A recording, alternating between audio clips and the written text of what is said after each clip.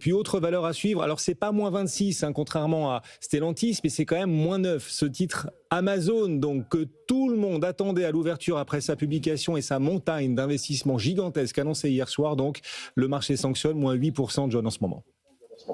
Oui, tout à fait. On a l'impression que chaque jour, avec un nom différent, on a la même publication, c'est-à-dire des résultats qui sont assez bons, mais évidemment des investissements futurs dans l'intelligence artificielle qui sont trop élevés. On doute, on veut du retour sur investissement.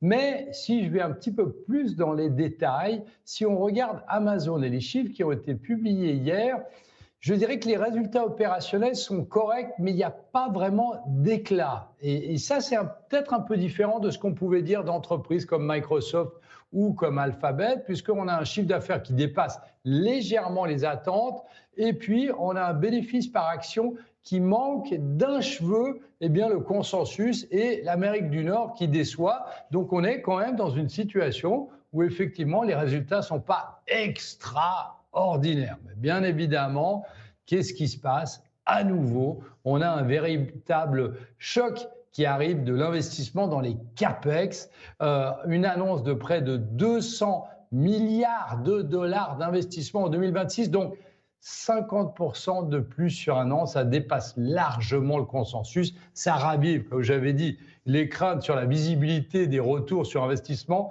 et les contraintes, évidemment, énergétiques. Et on a l'impression, vous savez, on commentait hier Alphabet, et on a l'impression, puisque Alphabet avait annoncé plus ou moins des investissements aussi, de plus 50% dans les CAPEX, qui étaient à 170 milliards, que c'est une course au plus, puisque là, on passe de 170 milliards pour Alphabet à 200 milliards pour Amazon.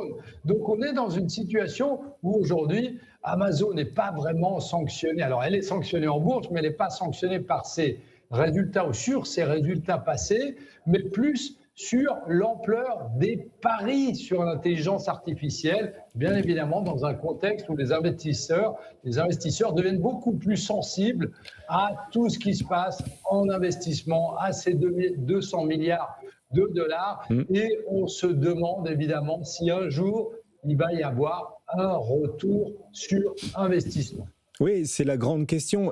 Qui arrêtera ces courses effrénées aux investissements? Donc, comme vous le disiez, c'est à qui annoncera les plus gros montants, et donc Amazon qui vient battre tout le monde, 200 milliards annoncés, parce que chacun des 7 magnifiques se dit le gagnant prendra l'essentiel du marché. Et donc chacun rajoute une marche à l'escalier en se demandant est-ce que c'est le marché? Est-ce que c'est un choc de marché qui mettra fin à tout cela? Un peu comme le marché avait mis fin à certaines idées de Donald Trump au moment du Liberation Day au mois d'avril. Est-ce que le marché, comme en avril dernier, sera le contre-pouvoir qui poussera les GAFAM à freiner leur délire, je ne sais pas, mais en tout cas leur montant d'investissement, Antoine? Non, en tout cas, ce système économique, cet écosystème qui effectivement pose question. Tiens, en termes de paris sur l'avenir, on a eu les résultats de MicroStrategy. Je ne sais pas si ça vous intéresse. Oui. Donc, la perte au 4e trimestre, parce qu'on parle du 4e trimestre 2025, est passée d'1 milliard à 17 milliards. La perte opérationnelle. Par action, ça fait moins 42,93 $. Et le titre gagne 10%. Oui, sachant que, par exemple, pour revenir à Amazon, pendant des années, a eu un free cash flow négatif. L'an dernier, il était positif, mais avec seulement 140 milliards de dollars d'investissement. Là, il remonte à 200 milliards pour maintenir un free cash flow positif. Compte tenu de cette montagne d'investissement, ça risque d'être difficile. Est-ce qu'il faudra craindre un retour en territoire négatif du free cash flow pour Amazon? C'est une des questions que pose le marché aujourd'hui. Ce titre perd 9,5%.